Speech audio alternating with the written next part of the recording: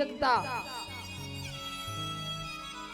अगर ये ब्रह्म होता तो इस प्रकार से पत्तों से नहीं पूछता, इस प्रकार से लताओं से नहीं पूछता, इस प्रकार से वृक्षों से नहीं पूछता। ये ब्रह्म नहीं है। और इस राजकुमार को भोलेनाथ प्रणाम कर रहे हैं और कह रहे हैं सच्चिदानंद। अरे कहां से सच्चिदानंद है? सती मैया को भ्रम हो गया। भोले बाबा समझ गए और आए सीधे कैलाश पर्वत पर। बोले शंकर जी ने कहा कि देवी ये ब्रह्म है। कहा मुझे विश्वास नहीं होता। भोले बाबा कहते हैं कि जो तुम्हारे मन अति संदेह तब तुम जाए परीक्षा ले हो। कहा अगर तुम्हारे मन में संदेह है तो तुम जाकर के परीक्षा लेकर के देख सकती हो। कहा जाओ परीक्षा ले लो, पर तनिक प्रेम से परीक्षा लेना। और आज सती मैया ने वो किया जो नहीं करना था। अरे जिस जानकी को भगवान शंकर अपनी मां मानते हैं, आज सती मैया ने उसी जानकी का रूप धारण कर लिया। और राम जी जा रहे हैं वन में और राम जी के आगे आगे सती मैया चलने लगी। देखिए किसी का स्वरूप तो बनाया जा सकता है, लेकिन स्वभाव कहां से लाओगे? स्वरूप तो धारण कर सकते हो, लेकिन स्वभाव कैसे धारण करोगे? और सती मैया ये नहीं जानती थी कि जंगल में सीता मैया राम जी के पीछे पीछे चलती हैं, आगे आगे नहीं चलती। और सती मैया आगे आगे चलने लगी। जब आगे आगे चलने लगी तब राम जी ने देखा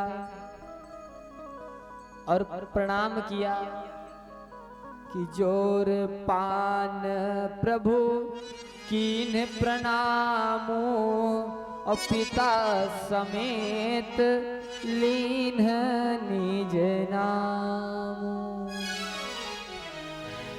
आज सती मैया को राम जी ने प्रणाम किया। कहा मैया अकेले इस दंडकारण्य में क्यों विचरण कर रही हैं? भोले बाबा कहाँ हैं? सती मैया के समझ में आ गया और भोलेनाथ से क्षमा मांगी। भगवान शंकर के पास आई और शंकर भगवान ने कहा कि देवी तुमने परीक्षा ले लिया, और परीक्षा लिया तो कैसे परीक्षा लिया विस्तार से बताओ। आज जिस माया के कारण सती मैया ने सीता का रूप धरा था, उसी माया ने प्रेरित करा करके आज सती मैया से झूठ कहलवा दिया। सती मैया ने कहा कि कछु न परीक्षा लीन गोसाई कीन प्रणाम तुम्हारी नाई। कछु न परीक्षा